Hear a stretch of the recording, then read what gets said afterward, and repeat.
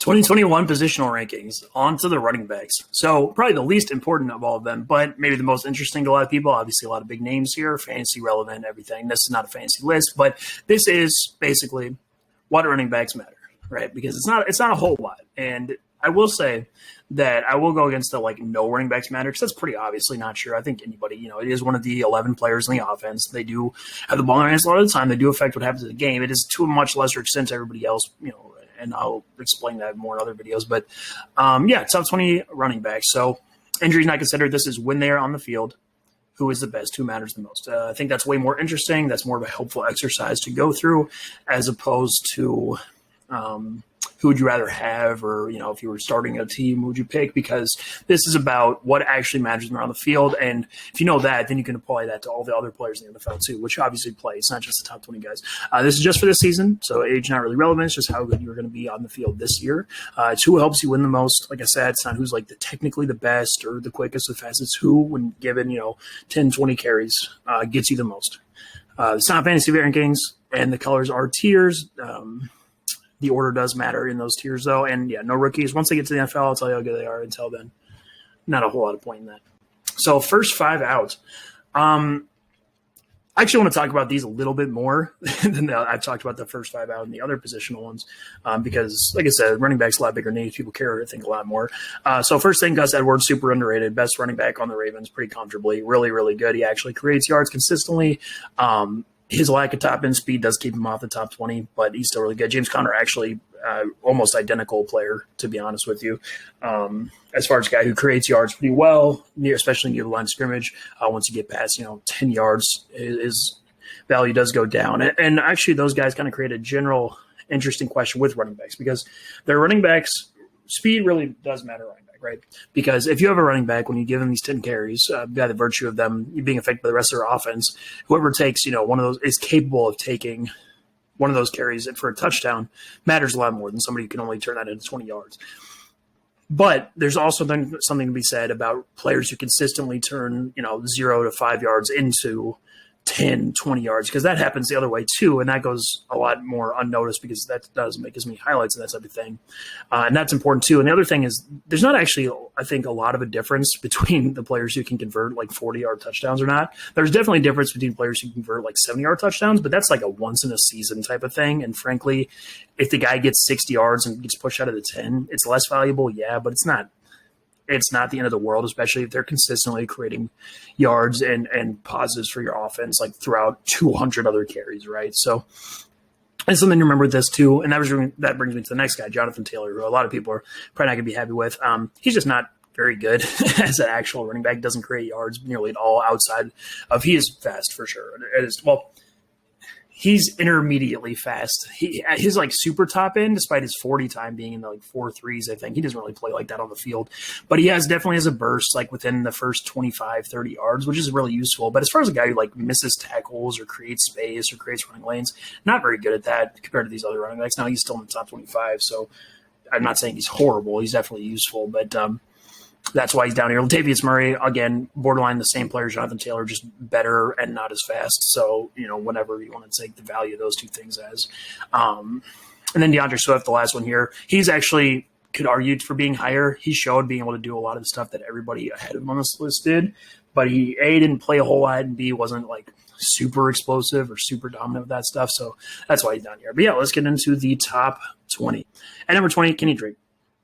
A little bit of a down year, production-wise in the Cardinals last year. A lot of that is a function of them having an unbelievably stupid offense the way they play. Just because they do a bunch of fancy, gimmicky stuff doesn't mean they do it good. They're kind of on the other end of that spectrum from teams like the 49ers where they use it, but they use it really poorly. And that hurt him a lot because Kenny Drake is a player, right, who really can convert long runs into touchdowns or plays with the potential to be long runs into actual big gains. He does it pretty consistently. You saw it especially his first year on the Cardinals when they were playing some, granted, worse run defenses, but they also had a different run scheme they were employing at the time that was a lot more successful. He's a player. He's really fast. He actually can create missed tackles as opposed to the guys behind him that I talked about in those first 5. With some consistency, his vision at the second level in terms of creating running lanes there is pretty good.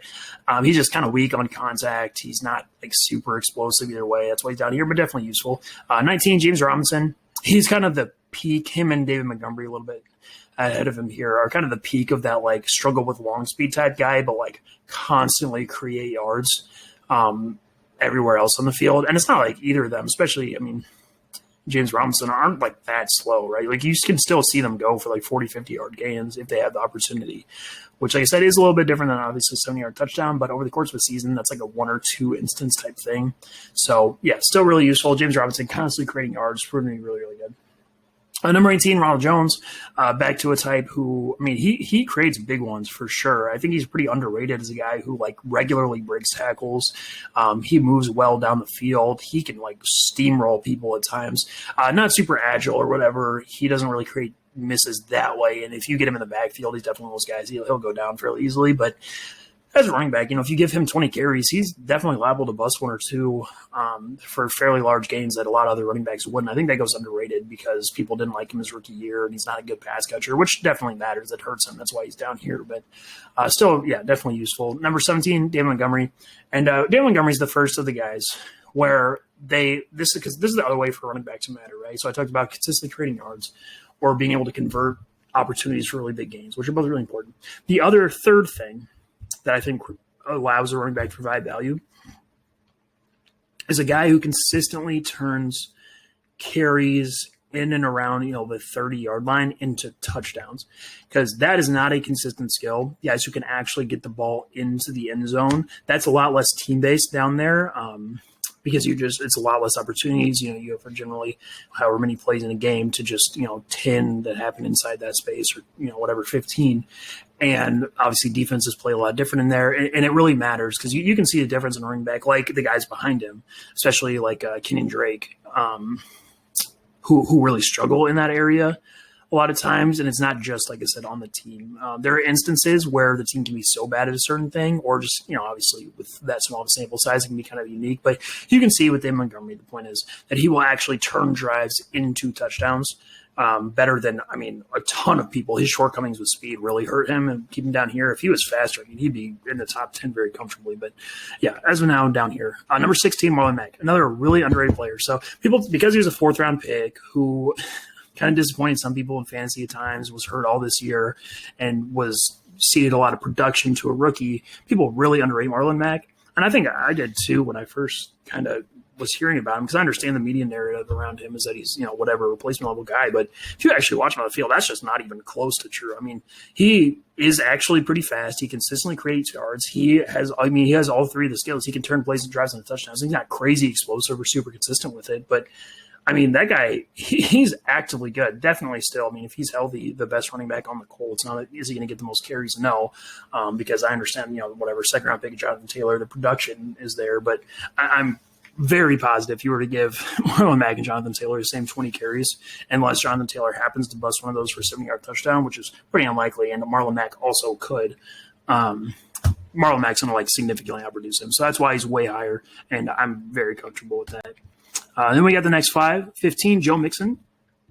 Joe Mixon's fine. He has all those skills. He's real fast, so that's definitely a plus. My problem with him, and why I don't really understand how people have him he's one of the best running backs in the league, just on a bad team. I don't know. He just doesn't actually create clean misses almost ever. He's kind of bad vision. He is fairly weak on contact a lot of times. Now he'll have some flashes, have some highlights when he hits defenders the right way, or when he actually gets to use his kind of straight line speed.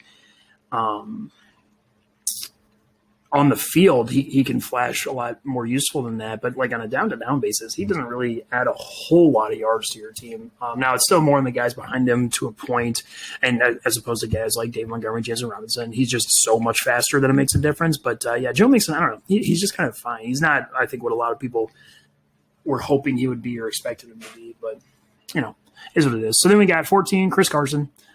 Chris Carson, another one where his vision, so I'll talk about the positives first. So that guy breaks tackles all the time. I think everybody knows that who's ever watched him play. He trucks people legitimately, consistently. He actually has more agility than is given credit for, and is able to, create some misses or some extra yards that way.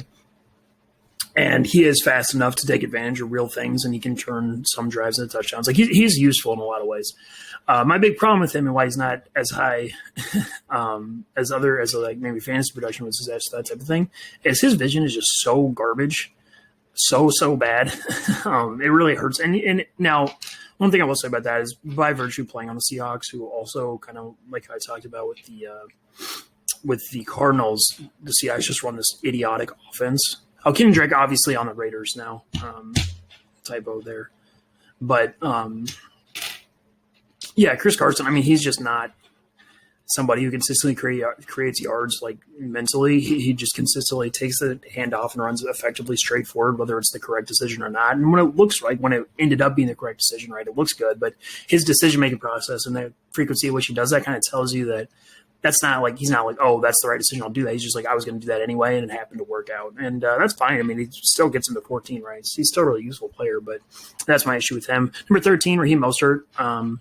So fast. Oh, my God. And he combines that because there are other running backs in the league who are like as fast as him. You know, you get even the guys like Miles Sanders in a straight line or Jonathan Taylor from before, maybe. Probably not, but definitely not as Raheem Mostert. But there are other guys who are really fast in just a straight, Nyheim Hines, or really fast in a straight line, but struggle with a lot of other stuff. Raheem Mostert combines the like super elite speed in a straight line with like being pretty decent. He's not great at the other stuff. He's not, he doesn't have great vision or great agility or great ability to bounce off tackles, but he's pretty fine with all that. And when you combine his speed with his ability to see lanes, much like Kenyon Drake does at the second level, you get a player who's really like super useful, especially in the offense. There are teams where if he would go to, I think he would look a lot worse. But that would be the team's fault. Very comfortably, I could say that. I like the Seahawks with Chris Carson above him. But yeah, Raheem Mostert really good. So then we have a tier break here.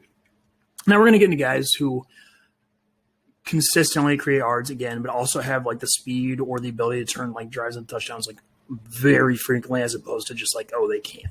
So yeah, Zeke, Josh Jacobs, basically the same player. Josh Jacobs just like a little bit faster really at this point. They both have really good vision between the tackles. They actually have really strong legs. You could argue Ezekiel Elliott's probably a little bit better within like 5 yards or something like that. He really knows what he's doing. Past that, he kind of gets a little more shaky. Josh Jacobs still pretty good at that point, just slows down too much. But yeah, they're both really useful players who consistently turn drives and touchdowns for sure. Number 10, super high here, but I'm pretty comfortable with this, Antonio Gibson. What do you get with Antonio Gibson? You get a player who does all those three things I talked about all the time. He consistently creates yards, he consistently causes touchdowns, and he has the speed to take advantage of whatever the offense provides for him. So when you combine those three things, I mean, yeah, you get a top 10 player pretty comfortably.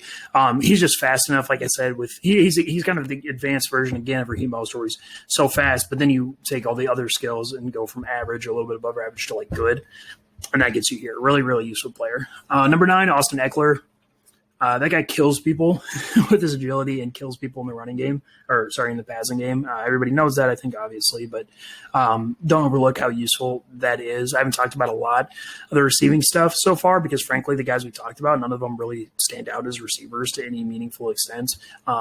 Probably Josh Jacobs is the best of the ones we talked about, but it's not really anything special. Austin Eckler is probably the first one you get to where it's like, yeah, he matters there legitimately. And as a running back too, frankly, he's pretty good now. He's not great. He actually can struggle a little bit as like a traditional, vision type running back. But if you give him 10 carries as opposed to somebody like Ezekiel Elliott, he's probably going to get more production just because he's faster. He does know what he's doing, and he can actually create misses in a way. Because there's a difference between obviously creating like a clean miss and being free to run forward still versus, having to slow down and get hit, but you stay up and you can get 1 or 2 more yards, right? There's a difference between those two things. And Austin Eckler kind of embodies that. And that's why he's so good in passing game too, of course.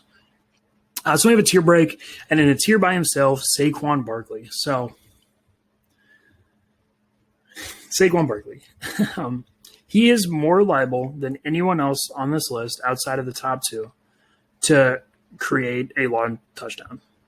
Right. Like everybody, I think, knows that. Everybody has watched his highlights. I hate highlights as any meaningful use, but they do show what he is capable of, which is not something anybody else, like I said, outside of the top 2 can do. But And also the other positive, he's not on Austin Eckler's level, but he's probably the second best, or certainly the second best as far as a receiver that we've talked about so far, which is definitely useful. He's pretty good there. He's not like a killer. He couldn't beat corners or anything like that, but he's definitely useful there. What are his downsides though? Downsides with Saquon Barkley are, as opposed to guys like James Robinson or David Montgomery or Zeke, who consistently create yards. Saquon Barkley consistently loses yards like all the time, and it's by virtue of the way he plays. It's what happens because he's trying to create super long touchdowns. He is looking to cut all the way back. He wants to take weird angles to the point of attack on a play, and it does work out at times spectacularly. But him doing that does hurt him a lot, and despite his athletic profile, while that does show up, especially in space, as far as shifting into holes or behind the line of scrimmage or making tight area misses, he's not really that good at it. As really compared to most of the people we've talked about. He's not horrible, and he is really strong through contact, but he's not like the guys ahead of him who again create clean misses. He just kind of can if it's one-on-one with a safety downfield. But, why is he this high then? Because it sounds like I don't like him. Because, he's fast enough. He reaches almost Raheem Mostert levels in a straight line. He's really good at a lot of the other stuff, especially in space. He's really useful with modern NFL offenses, how they do stuff. If you have the ball to Saquon Barkley 20 times, you're still going to get, positive on the whole results. It's just the issues come up on a down to down. If you actually look at where those are coming, it can end up hurting your team at times, because you only get 4 downs in a row, right? So that's the issue with Saquon Barkley, kind of in tier zone, because he is obviously super talented and everything like that. He's not useless by any means, but he's definitely behind all the guys ahead of him who just kind of do what he does, but take out all the weaknesses basically.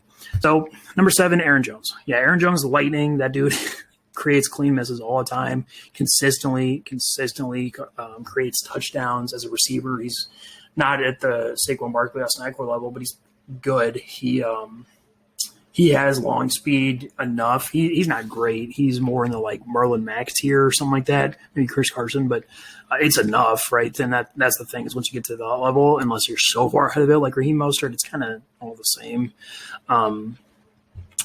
Aaron Jones, super useful player. Number 6, Alvin Kamara, effectively the same thing, but those guys are exceedingly close. I would think Alvin Kamara is just a little bit better with his contact balance and his ability to create clean misses. But again, there's barely anything separating these two guys. So both really good. Number 5, Kareem Hunt.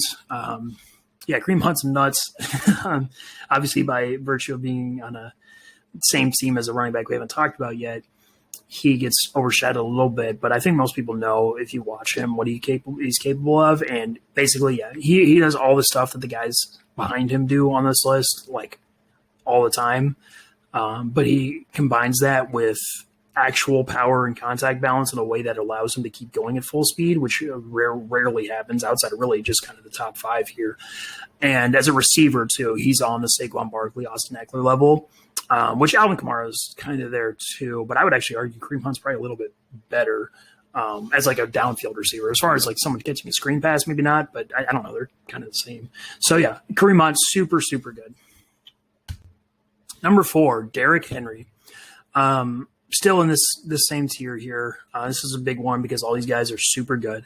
Derrick Henry, really, really, really good. He actually his vision, I think, is probably the most underrated part of his game. He's up there with guys like Zeke as kind of the best in the league as far as being able to find holes. His long speed obviously is nuts. He consistently converts gigantic touchdowns, even on opportunities that aren't really there for most other running backs. He can play through contact amazingly, all that stuff. The reason he's behind the guys ahead of him, he has a clear weakness where those guys don't. His being, if you get to him in the backfield, he will go down a lot. As opposed to guys ahead of him who all kill guys who get to them early in the backfield a lot of times and actually just creates bigger holes for the defense. That's kind of what keeps Derrick Henry behind those guys.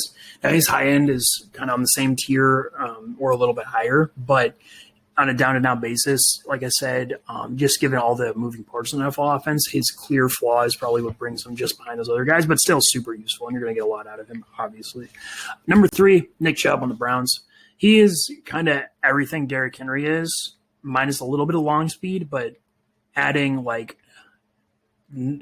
being borderline perfection between the snap and 10 yards. I mean, Nick Chubb, yeah, he's so incredibly good at constantly creating multiple misses on borderline every play. I mean, he knows it's wild seeing what he can do. And he has the long speed to convert things too. He's not like crazy with that, but he's actually a good example of being like, once you get to a point, it's kind of enough. And unless you're so much faster, it's the same. And Nick Chubb, super unbelievably valuable, constantly creates touchdowns. Obviously, that 1 year he had that kind of wild stat of goal line carries. But if you look at the context, that's what I was mentioning. If you actually look at what happened in those plays, there were a couple that were a little bit concerning, but most of them were just like no shot where he couldn't really do anything. So, yeah, Nick Chubb, crazy good. And that's 2 in the top 5 for the Browns. And we have the top tier. And these guys are very clearly in the top tier. Now, the gap is small, I will say. It's not like there's a huge difference between them, but they are clearly better. It's, it's kind of the way I like to think of it. It's like if you have something that's like 6 feet long, right, and something that's 5 feet long, well, they're really close, right? It's just a foot difference, but you're never going to say the 5 foot one is longer than the 6 foot one, right? If that makes sense. And that's where this comes in. These guys are close, but clearly better. Number 2, Dalvin Cook. Yeah. He's as fast as the highest end in the whole league. He is the best at creating clean misses by a comfortable margin. He has the best second level vision. He consistently creates yards at and near the line of scrimmage. He rarely ever goes down on first contact. I mean, it's almost impossible. He is just everything you could possibly want in a running back. He's so good.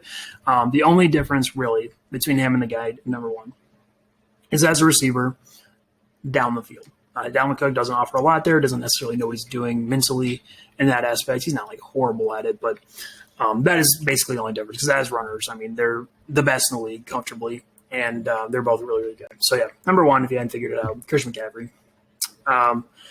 Elite, top tier, best in the league, tied with Dalvin Cook as an actual runner, and as a receiver, also the best in the league.